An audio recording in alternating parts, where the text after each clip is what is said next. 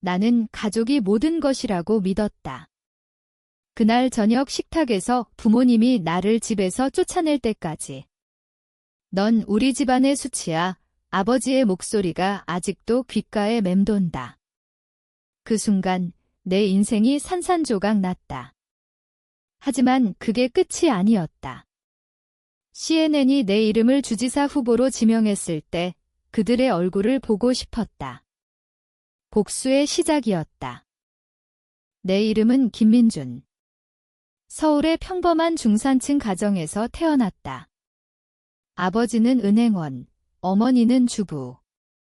형은 늘 부모님의 자랑거리였다. 의대를 졸업하고 병원에서 일하는 형은 가족의 빛이었다. 반대로 나는 고등학교 때부터 정치에 관심이 있었다. 정치. 그게 밥 먹여주냐? 아버지의 비아냥이 일상이었다. 대학에서 정치학을 전공하자 부모님은 노발대발했다. 형처럼 제대로 된 직업 가져. 어머니의 눈물 어린 호소가 나를 짓눌렀다. 나는 참았다. 가족을 위해. 졸업 후 작은 NGO에서 일하며 사회 불평등을 다루는 프로젝트를 했다. 월급은 형의 3분의 1도 안 됐지만 보람이 있었다. 부모님은 여전히 나를 무시했다. 저녁 식사 때마다 형의 성공 이야기를 듣고 내일은 취미로 치부됐다. 민준아, 언제 철들래? 그 말에 웃으며 넘겼다. 속으로는 피가 거꾸로 솟았다. 시간이 지나면서 상처가 쌓였다. 형의 결혼식에서 부모님은 나를 소개조차 제대로 안 했다. 민준은 그냥 일해. 손님들 앞에서 창피했다. 그날 밤 혼자 울었다. 왜 나만 이렇게? 왜 내 꿈은 인정받지 못하나? 그래도 참았다. 가족이니까. 그러나 그 참음이 독이 됐다. 형이 병원에서 승진하자 부모님은 집을 담보로 돈을 빌려 형의 새 아파트를 사줬다. 넌 알아서 살아. 그 말에 가슴이 찢어졌다. 내가 고등학교 때부터 아르바이트로 모은 돈을 부모님께 드린 적이 몇 번인가? 그런데 이제 와서.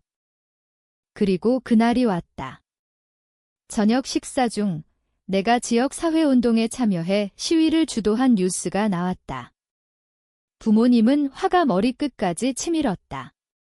내가 그런 짓을 해. 집안 망신이야. 아버지가 소리쳤다. 어머니는 울면서 넌 왜 형처럼 안 살아? 했다. 나는 참지 못하고 대꾸했다. 형처럼. 형은 부모님 돈으로 사는 인생인데요. 그 순간 아버지가 자리에서 벌떡 일어났다. 나가. 이 집에서 나가. 나는 짐을 챙겨 나왔다. 비가 오는 거리에서 혼자 서 있었다. 눈물이 비와 섞였다. 그날 내 안에 무언가가 죽었다. 가족에 대한 믿음이.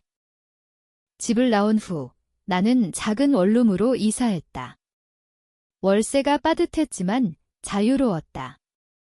더 이상 부모님의 비아냥을 들을 필요가 없었다. 하지만 상처는 깊었다. 밤마다 꿈에서 그 식탁 장면이 반복됐다. 넌 수치야. 그 말이 가슴을 파고들었다. 왜 나만? 왜 내 노력은 보이지 않나? NGO에서 일하며 나는 더 열심히 했다. 사회 불공정에 대한 목소리를 높였다. 지역 주민들과 함께 빈곤층 지원 캠페인을 벌였다. 언론이 주목하기 시작했다. 작은 기사 하나가 내 인생을 바꿨다. 젊은 활동가 김민준, 서울의 불평등을 외치다. 그 기사를 본 친구들이 응원했다. 하지만 부모님. 연락조차 없었다. 형에게서 메시지가 왔다. 부모님 걱정 마. 내가 잘못한 거야. 그걸 보니 분노가 치밀었다. 형은 항상 부모님 편이었다. 내가 어렸을 때부터. 형이 장난감 뺏어도 부모님은 형편, 형이 형이니까 그 말에 얼마나 상처받았나. 이제 와서도 똑같다. 나는 결심했다. 더 이상 참지 않겠다. 정치에 뛰어들었다. 지역의회 선거에 출마 준비를 했다. 주변에서 미쳤어 했지만 나는 알았다. 이게 내 길이다. 캠페인 중에 만난 사람들, 그들의 이야기가 나를 지탱했다. 빈민가 할머니가 너처럼 젊은이가 있어서 다행이야 하며 손을 잡아줬다. 그 순간 가족의 빈자리가 느껴지지 않았다. 하지만 고통은 여전했다. 크리스마스에 혼자 라면 먹으며 부모님 집을 생각했다. 그들은 형 가족과 행복할 텐데. 나. 버림받은 자식. 그 아픔이 동력이 됐다. 더 열심히 뛰었다. 소셜미디어로 내 목소리를 퍼뜨렸다. 팔로워가 늘었다. 언론 인터뷰가 쏟아졌다. 그러다 변호사 한 분을 만났다. 그는 내 활동을 지지하며 후원했다. 자네 같은 사람이 필요해. 그의 도움으로 캠페인이 커졌다. 하지만 속으로는 복수심이 불타올랐다. 부모님께 보여주고 싶었다. 내가 성공하면 그들의 후회가 어떤지. 선거가 다가오면서 스트레스가 쌓였다. 밤늦게까지 전략회의. 피곤했지만 포기할 수 없었다. 그날의 휴밀리에이션이 나를 밀어붙였다. 나가 그 소리가 귀에 맴돌 때마다 이를 악물었다. 선거운동 중 과거의 상처가 되살아났다. 인터뷰에서 가족 이야기를 물었다. 가족의 지지가 큰 힘이 되겠네요. 나는 웃으며 네, 그렇죠 대답했지만 속으로는 쓰라렸다. 지지. 부모님은 나를 버렸다. 형은 여전히 무시했다. 한 번은 형이 전화해 선거? 웃기지 마, 실패하면 어쩔 거야, 했다. 그 말에 나는 형처럼 부모님 등에 업히지 않고 살아볼게 쏘아붙였다.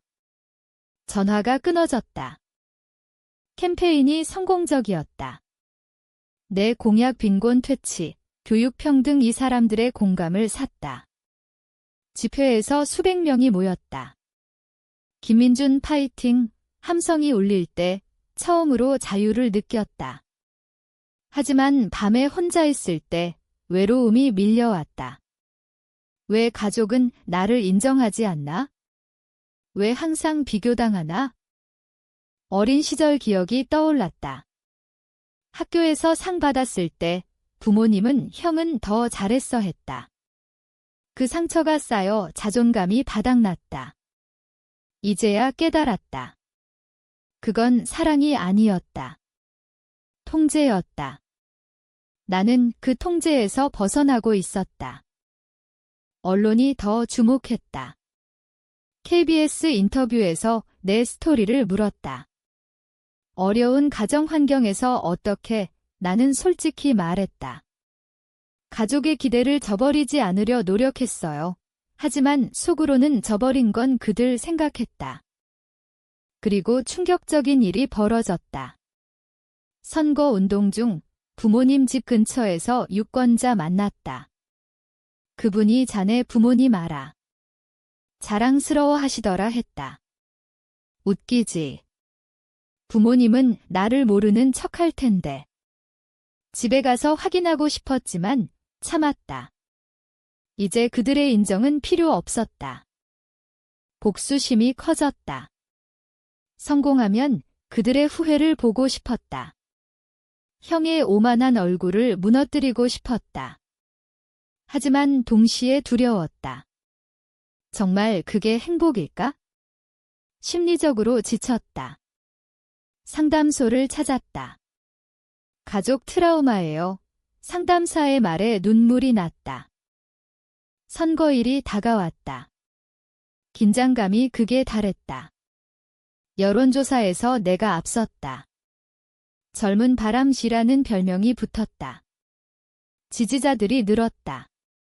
하지만 그날 부모님에게서 연락이 왔다. 어머니였다. 민준아, 집에 와 화하자. 목소리가 떨렸다. 나는 거절했다.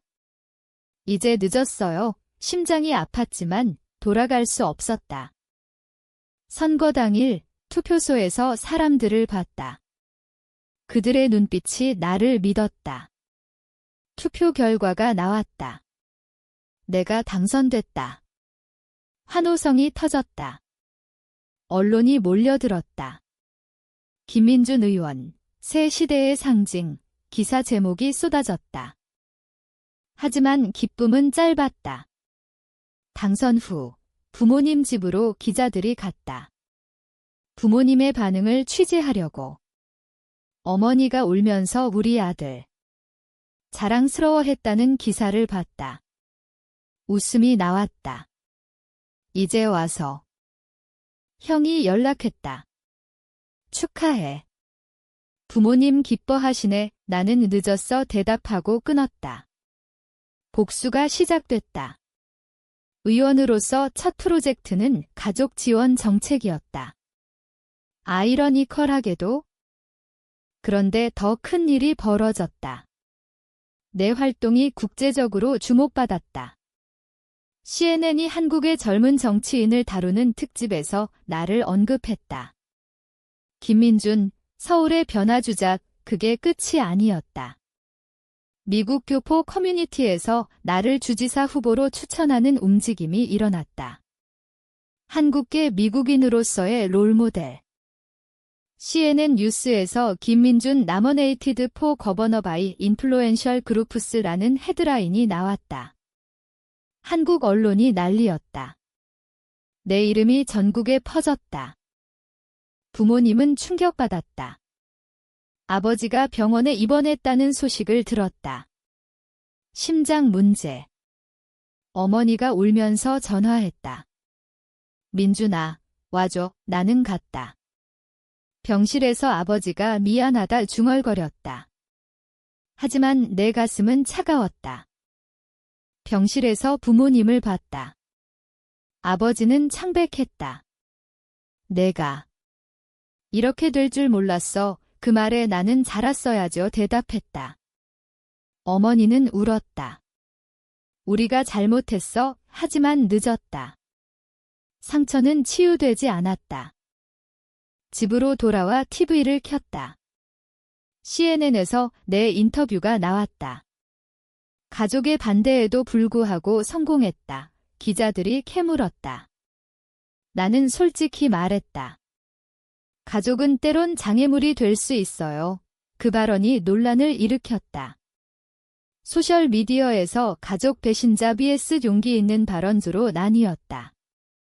형이 찾아왔다. 내가 왜 그래? 부모님 아프신데 나는 형 때문에 내가 얼마나 아팠는지 알아. 쏟아냈다. 어렸을 때부터의 상처를. 형은 고개 숙였다. 미안. 하지만 용서할 수 없었다. 주지사 후보 지명 후 삶이 바뀌었다. 초대가 쏟아졌다. 국제 컨퍼런스, 강연. 성공의 맛을 봤다. 하지만 공허했다. 가족 없이. 심리적으로 쪼그라들었다. 밤의 불면. 상담에서 트라우마 해소가 필요해 들었다. 나는 쓰기 시작했다. 내 이야기를. 그게 치유였다. 부모님은 후회했다. 아버지 퇴원 후 집을 팔아 형의 빚을 갚았다는 소식. 형의 병원이 어려워졌다. 내 정책 때문에? 모르겠지만 아이러니했다. 주지사 후보로서의 삶은 바빴다. 미국으로 날아가 미팅했다. CNN 인터뷰에서 한국에서의 배신이 나를 만들었다 말했다. 그게 화제됐다. 한국으로 돌아와 보니 부모님 집 앞에 기자들. 그들은 피했다. 나는 결심했다. 대면하자. 부모님 집에 갔다. 식탁에 앉아 그날을 떠올렸다. 왜 나를 쫓아냈어요? 물었다. 아버지가 두려웠어. 내가 실패할까 봐에 어머니 형처럼 안정되길 바랐어. 그 말에 웃었다. 그게 사랑인가요? 대화는 길었다. 상처를 털어놨다. 그들은 울었다. 용서해줘. 하지만 나는 시간이 필요해 했다. 떠나며 가슴이 가벼워졌다. 복수는 끝났다. 이제 내 삶. 후보 생활 중 새로운 사람들을 만났다. 지지자들이 가족이 됐다. 강연에서 내 스토리를 공유했다. 배신당해도 일어나세요. 박수가 터졌다. CNN 지명이 내 인생의 전환점이었다. 부모님과 형은 변했다. 형이 병원을 그만두고 NGO에 합류했다. 내 영향이야, 웃기지. 하지만 진심 느껴졌다. 나는 용서했다. 아니, 놓아줬다. 과거를. 선거운동이 고조됐다. 여론이 나를 밀었다. 부모님은 TV에서 나를 보며 자랑스러워했다. 어머니가 편지 보냈다. 미안하고 사랑해. 고마웠지만 상처는 남았다. CAO 트로우에서 나는 승리했다. 주지사 당선. 당선 후 가족을 초대했다. 식탁에서 DJ 이해해요. 물었다. 그들은 고개 끄덕였다. 후회와 매트매트이 그들의 대가였다. 나는 자유로웠다. 본인답게 사는 게 승리. 이제 물어보고 싶다. 가족의 사랑이란 게 정말 조건 없는 걸까? 아니면 성공할 때만 빛나는 가짜일까? 그 질문이 내 인생의 끝맺음이다.